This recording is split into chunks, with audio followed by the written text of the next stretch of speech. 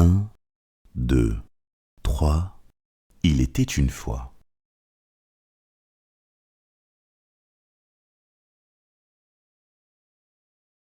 Spotty, la hyène triste. Spotty la hyène est très triste. Elle a perdu son rire. S'il vous plaît, Madame la girafe, vous pouvez m'aider à retrouver mon rire? Désolé, je n'entends pas de rire là-haut. Oh, d'accord, bon. S'il vous plaît, Monsieur l'hippopotame, vous pouvez m'aider à retrouver mon rire? Désolé, je n'entends rien sous l'eau. Monsieur le phacochère, s'il vous plaît, vous pouvez m'aider à retrouver mon rire? Un rire? Oh, désolé, je n'entends rien là-dessous. Monsieur le singe, s'il vous plaît, aidez-moi à retrouver mon rire. Ton rire, mais comment tu l'as perdu? Ben quand je ris, on voit toutes mes dents. Je fais peur à tout le monde. Ça me rend tellement triste que mon rire a disparu. Je ne le retrouve nulle part. C'est parce que tu cherches du mauvais côté. Monsieur le singe sauta de son arbre. Il atterrit par terre et ramasse une feuille, puis s'est mis à chatouiller Spotty avec. Spotty esquissa un sourire, puis finit par éclater de rire. Elle se tordit de rire et alla même jusqu'au sol. Les autres animaux se mettent à rire aussi. Mais où avez-vous retrouvé son rire? Demandèrent les autres animaux à Monsieur Singe. Son rire? Son rire était à l'intérieur d'elle-même. Je me suis juste contenté de la faire rire et c'est sorti d'elle-même. Et ils rièrent tous à pleines dents. Je ne perdrai plus jamais mon rire.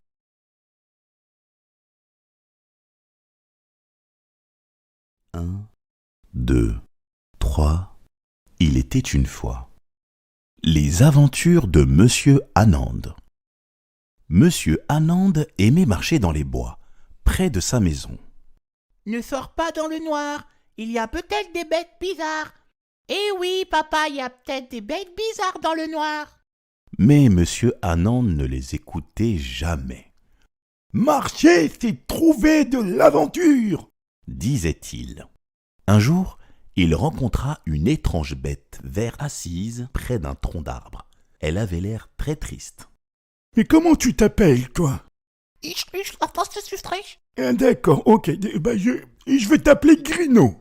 Mais dis-moi, mais qu'est-ce qui ne va pas, Grino?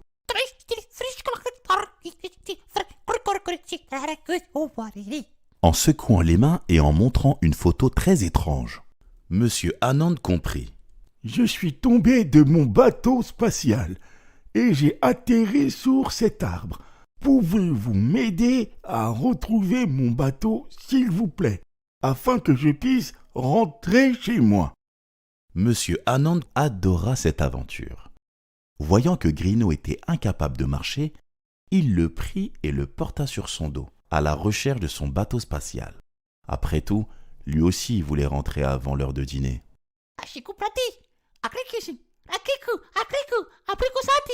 S'écria soudain Grino en courant vers un objet étrange, semblable à une barque surmontée d'une tente. Monsieur Anand, qui était très intelligent, interpréta les paroles de Grino de la façon suivante. « Hurrah, hurrah, voici mon bateau spatial! Mais oui, je savais, mais oui !» Grino embarqua dans son bateau spatial, aussitôt suivi par Monsieur Anand. « Mais tant pis pour le dîner !» Le bateau spatial s'envola dans le ciel dans un horrible fracas. Monsieur Anand adora cette aventure malgré sa grosse frayeur. S'écria Grino. Monsieur Anand se dit que peut-être cela voulait signifier Jupiter, Mars ou Vénus. Il était ravi de se retrouver dans l'espace.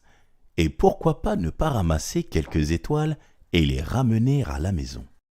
Aussitôt dit, aussitôt fait, Grino et Monsieur Anand prirent 2 étoiles et descendirent vers la forêt. Une fois arrivés à terre, c'était le moment des au revoir.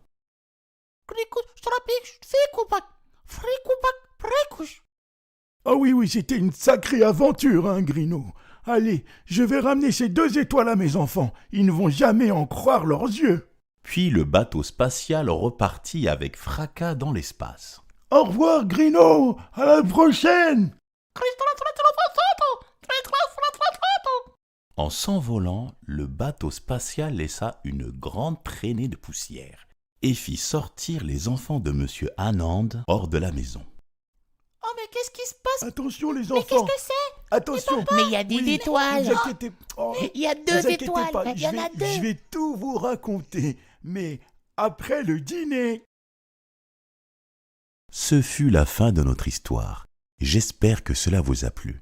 Et si vous voulez d'autres histoires, je vous dis à bientôt les enfants.